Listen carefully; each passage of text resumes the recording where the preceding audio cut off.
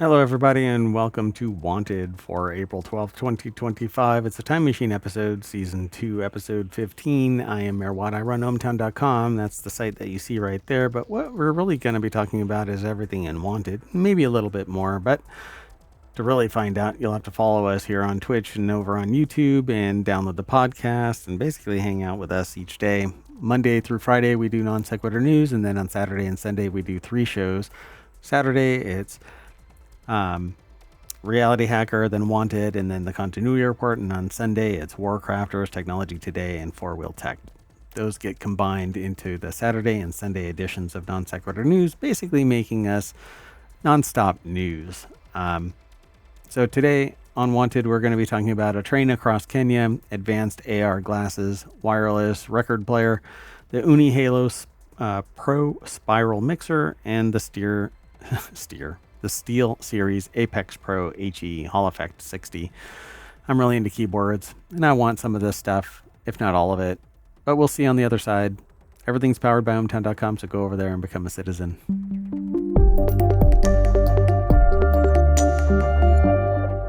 All right, folks, along with the sentient AI who's not available today for the Time Machine episode, may be available for the regular episode on Sunday. We're going to be talking about these 5 articles that I already mentioned. So the very first one is an author over at Business Insider, or a reporter, wrote that they rode on premium class on a train across Kenya for $66, and it felt like a first-class flight mixed with a safari. So it's a premium car on a train through Kenya and had a great experience, which is cheaper than basically taking an Uber from one side of Manhattan to the other. They traveled in style in a premium train car aboard Madaraka Express between Voi and Nairobi in Kenya. The ticket cost about $66, and the ride made them feel like they were in a first class plane cabin. It's really complex words. Susie Dundas over at BusinessInsider.com put the article together, and they say essentially it makes it possible to go on an extended safari throughout Kenya without renting a car or arranging drivers. So they booked a ticket and an upgrade, and this is what it was like to ride on premium class. So their one-way premium ticket only costs about $66. They took the Madaraka Express to Nairobi after spending 4 days at the nearby Lions Bluff Lodge near Voi, a town on the edge of the Taru Desert. The cost to go one way on the full route from Mombasa to Nairobi on the premium class is about $93, but their trip from Voi to Nairobi was $65.50. This is all in US dollars. And they could bring their large backpack, overstuffed duffel for no extra charge. And that's less than a one-way economy flight on Kenya Airways between Mombasa and Nairobi, which usually costs about $71 each way, not including a check bag. So there they are, boarding this train. They like the look of the premium cabins, which look like they're isolated from each other in some way.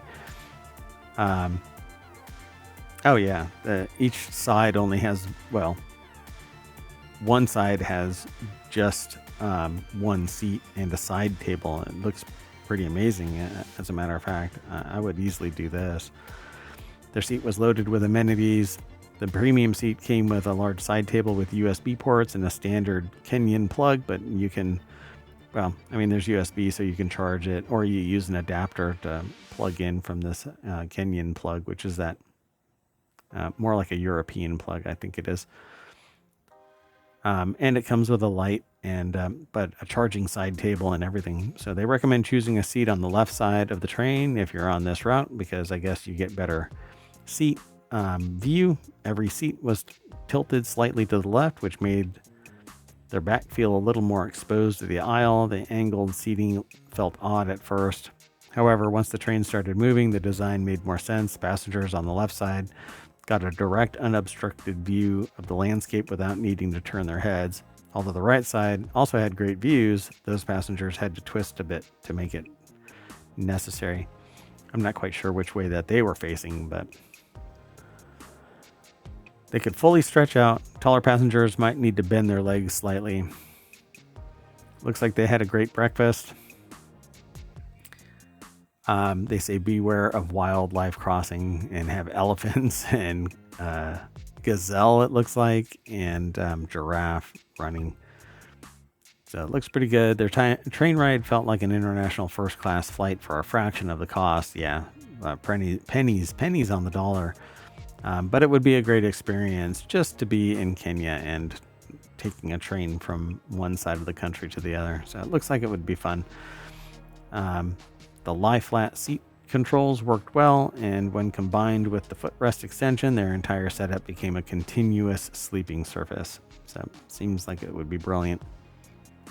That said, getting there in the first place might be more expensive than, well, not could be. I guarantee you it's more expensive than the train ride itself. All right, let's keep on going. This next article is over in Wanted. Google showed off advanced AR glasses that may never leave the lab. Google's unnamed XR or extended reality, mixed reality, etc. glasses included display and AI connectivity, but they say that they have no idea if Google will ever release it. So I'm really into augmented or mixed reality glasses. I've ordered the same pair 3 different times, hoping that I would hit the kind of the mother lode of release dates. But no, that's not really going to happen. Kyle Barr over at gizmodo.com put this article together, and it says that the glasses had a microphone, camera, speakers to gather as much information as possible, gathered Google's first XR device since Google Glass, wherein people were called glassholes. Has an in-lens display, which Izadi, they mentioned this earlier up here. Shahram Izadi, the VP and general manager of XR at Google, strode out on TED's stage wearing what initially appeared to be typical, the overly large pair of glasses. I think Meta's huge and also unreleased Orion smart glasses. Yeah, these clown-like glasses just aren't going to do it for me. If they're not this size, you know, this is your standard glasses size, then it's just not worth it. So Izadi held up the device to the camera for a scant few seconds, remarking it's very, very small, which not if somebody is pointing out that they're large and bulky. That could point to the idea Google is experimenting with waveguide type glasses display, featuring in devices like the Ray Neo glasses, but the XReals use waveguide type glasses as well. Glasses themselves use Android XR, Google's homegrown OS for extended reality devices. The glasses should have more capabilities to connect with your smartphone and access all your phone apps, yet the real killer feature is the connection with your other Google apps. Batia asked the glasses to look at a record from a rapper named Teddy Swims and play a track, and they literally opened up YouTube Music and played the requested song. All right. So Google's been working behind the scenes on AR glasses for several years, even after the demise of the Google Glass project. Curiously, the pair showed at TED may not be sold under Google's own banner. I mean, it's a potential thing that they'll just like kind of white label it and sell the technology to people to do value add, different frames, better frames, different design, but all fit within a certain technological footprint. So from what they've seen from Moohan, Moohan, which may be a premium priced device, the device will act much like today's Apple Vision Pro, but with more Gemini enabled features. I just don't want something that closes me off. I want regular glasses that provide the information in high detail, high resolution, full color, full animation, 120 frames, that kind of a thing. I don't know if that will ever be manifest, but I'm here for it and I'm willing to wait. And like I said, I've ordered it 3 times, the XReal 1 Pro glasses. Only stopping because they keep pushing back the actual launch date. So I'm hoping that I get it. I'm very frustrated because I just want it. Mainly because I'm very interested in privacy and I want to be able to work on certain information even while I'm out at like a coffee shop. And I don't want people being able to shoulder surf or see me type in passwords and stuff like that. At any rate. So this will be pretty cool. I'll be keeping an eye out for it. So if it's regular glasses like this, I may end up with them. and I'll definitely be reporting out. So X-Real, if you're listening to me, send me a pair of the X-Real ones so that I can actually wear them right here, right now, every time we do a show. And that's 7 days a week. We do shows, either an hour long or an hour and a half worth of shows plus. And we're coming up on the summer of stream, where I'll be streaming 8 hours a day for close to 3 months. We'll see how long I can actually do it. Mayoral duties sometimes pull me away, but we'll see. All right, the next article is over in Non Sequitur News. Bring your vinyl to the beach with Toshiba's new portable wireless record player. There's a bunch of questions here in this title, but they're bring your vinyl is a question mark, to the beach is a question mark, but Toshiba's new portable wireless record player is a question mark, but these are really statements. Bring your vinyl to the beach with Toshiba's new portable wireless record player. I know that they're hyping it up as a question, but the Toshiba Oryx AXRP10 features a built-in rechargeable battery for up to 10 hours of wireless playback. But again, this is vinyl. And it's one of those ones where the record is 3/4 exposed, and this one little portion of it is behind a little plate of plastic. So this thing is like picking up dust and whatever else. I don't like that kind of thing, but I don't really care for vinyl one way or the other. The Oryx AXRP10 is by no means pocket friendly like Sony's Walkman or Apple's iPod, but it's small enough to haul around in its included shoulder bag while still accommodating 12-inch records. It can be used completely wirelessly thanks to its built-in USB-C charged battery. The AXRP10 compact design is reminiscent of the iconic Audio-Technica Soundburger, which is something that I've seen in person, which was re-released in 2022, but not quite as small. You can still haul it to the beach or the park for a picnic, etc., but basically there's an opening and you sandwich the record in between this opening. Once it's clamped down, an arm can come out and a stylus can descend onto the record player, and it just plays to your heart's content. So if you want to go completely wireless and are okay with the analog sound of your vinyl collection being digitally compressed, the AXRP10 includes Bluetooth connectivity so that it can be used with wireless headphones and speakers. It's not going to appeal to audiophiles, which, unless you hit a certain price point with your audio devices, you have no idea. But some sound is good enough versus the lack of audio. Anyway, neither is the rest of the AXRP10's hardware, so you're not going to appeal to audiophiles with any of this because the armature isn't the right thing. It's not balanced. It's compressed. It's Bluetooth. It's blah blah blah. So most people who are really into audio won't like this regardless. But I think that it's an easy lift. If you're interested, you can basically bring a record and then play for up to 10 hours audio. It's pretty brilliant. Let's keep on going. The next article is over in RealityHacker. The Ooni Halo Pro Spiral Mixer Review. Dough as far as the eye can see. Upgrade your summer hosting game with Ooni's commercial-inspired spiral dough mixer, which I may end up having to get. Really depends on how well this thing mixes, but it's a commercial-inspired spiral dough mixer because we're going to be producing much more dough, but not the dough that's for Ooni pizza making. In fact, I just offered up to people to take my flat top grill because I just stopped using it. And I don't use it with regularity to the point where it's just taking up space and I'd rather somebody benefit from it.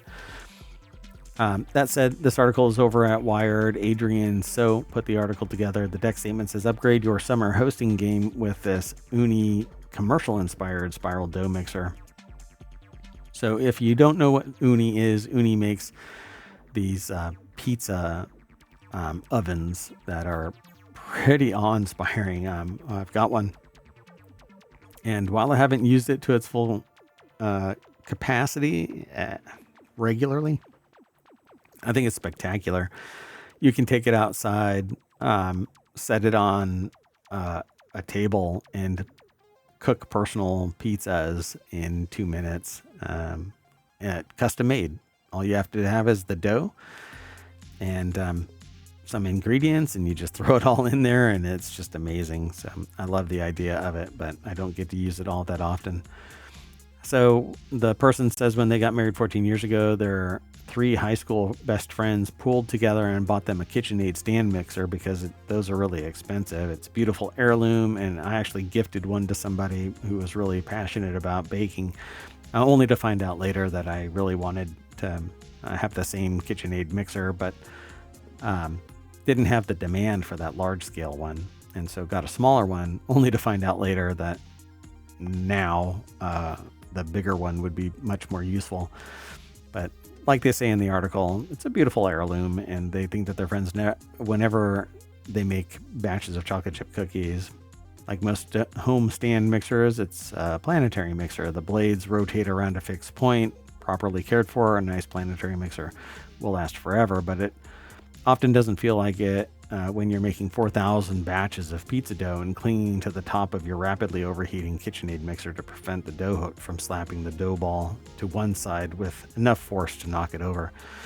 So if you're making a lot of dough, you'll want something that's a little bit more hefty, right? So they say bigger and better balanced basically means that it has the ability to use its strength to make this dough. The Halo Pro is beautiful. Unboxed, it takes up about the same amount of counter space as their KitchenAid. It's about 6.5 inches wide, 14 inches deep, 12.5 inches tall, but it comes in 2 colors, white or glossy black. I'd rather just do white. Pardon me one second. So the steel bowl has a 7.3 quart capacity, almost twice that of the KitchenAid's 4.5 quart capacity, but there's bigger KitchenAids if I recall correctly. The mixer's arm, so to speak, lifts up and down with 2 buttons to remove the bowl for easier cleaning. And this is the first spiral mixer they've used, but the bowl and the accessories are beautiful and solid enough to stand alone as pieces of sculpture, they say. So quite the flex there. Over a few weeks, they tested each attachment in operation, used the dough hook to make pizza dough from 2 separate recipes, the several batches of shokupan. They used the beater to make chocolate chip cookies and blueberry muffins, and they used the whisk to make whipped cream. So it looks pretty cool. The Halo Pro is much quieter and the motor does not overheat. They don't get the sense that the motor is straining to knead the dough. There's also, they don't have to describe this, no violent thwapping of dough as it's being kneaded. Unlike the KitchenAid, you can leave it unattended. This is so easy that they ruined not 1 but 2 batches of shokupan with over kneading before they realized what was happening.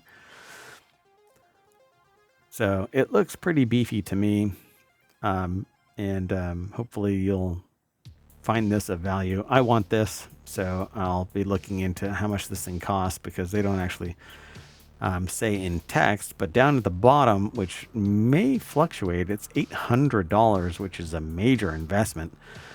The major investment or the major downside has to do with why many people buy KitchenAids. You know, they'll last a lifetime and maybe several, no matter how many great spiral mixer is. It's hard to stand up against the kind of well-known guarantee.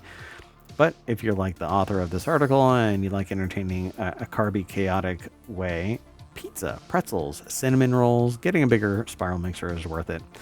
Yeah, I'm planning on making a metric ton of sugar cookies in the coming year. So may have to invest in this just so that these home-baked cookies can be made in larger quantities. That said, I want. So the Ooni Halo Pro Spiral Mixer. Okay, our last article for today's Wanted is over in RealityHacker, SteelSeries Apex Pro Mini Gen 3, a Hall Effect 60% keyboard.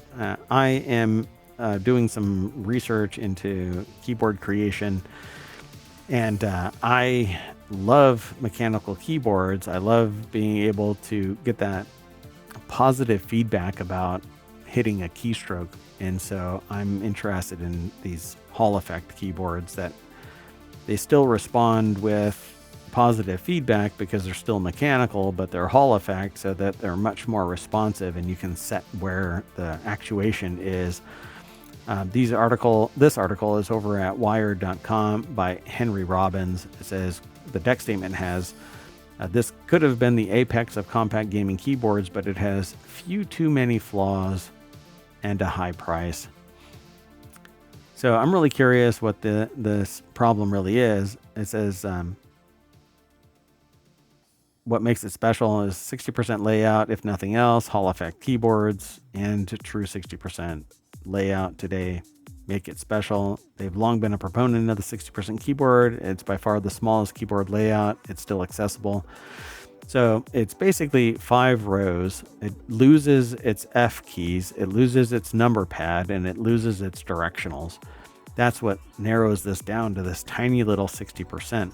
My problem with that is that I really want my number pad, I really want my directionals, and I really want my F keys for various functions. I can actually program them independently of everything else. But this is a $220 Apex Pro Mini with Hall effect switches.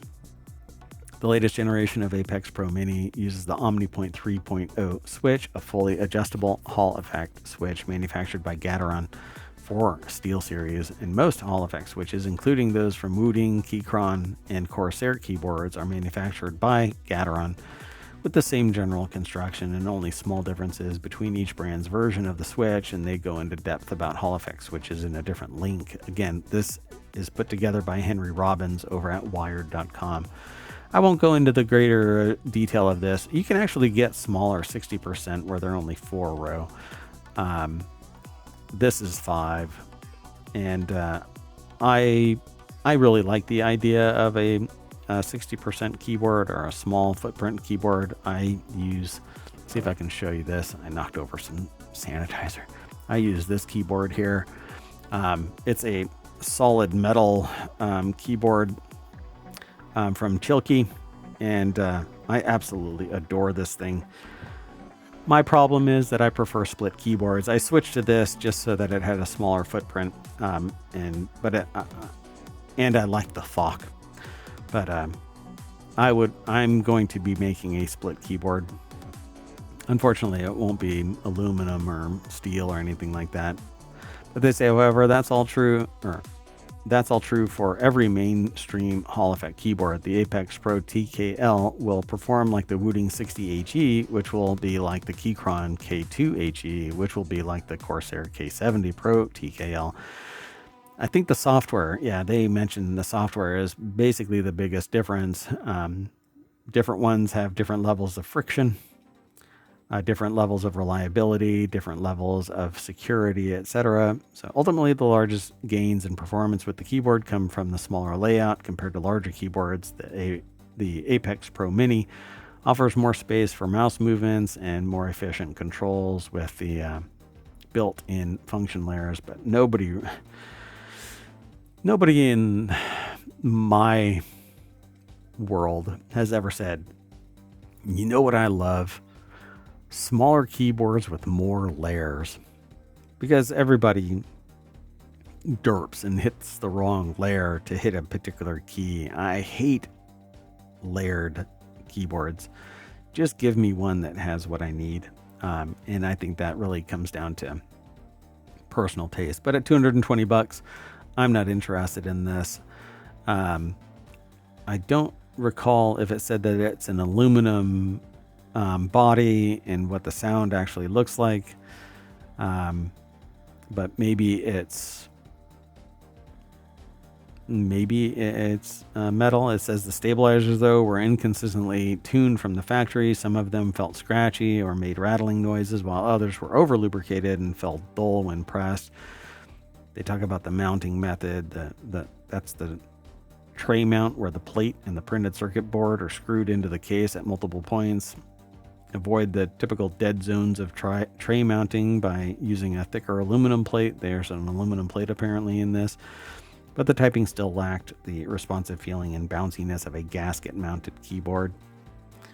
I've always thought that the mounting stuff is kind of weird, but these contributed to making a typing experience that, while not terrible, doesn't feel particularly impressive either. So this is the kind of keyboard that you have to hear. So I don't know. Maybe I'll end up doing a short video of the creation of the keyboard that I'm trying to make, but I haven't completed yet my research on this. But that just means that I'm going to have to switch to a different layer for now because we're at the end of wanted. I want all of this stuff, differing levels of want, but I definitely want all of this. I love mechanical keyboards, and I prefer them over pretty much every other keyboard that I've ever had in my existence, and I've been around for a long time. Lots of keyboards have come and go.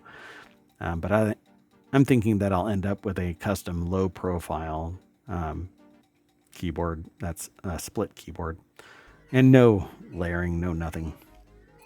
Well, anyway, that's it for today.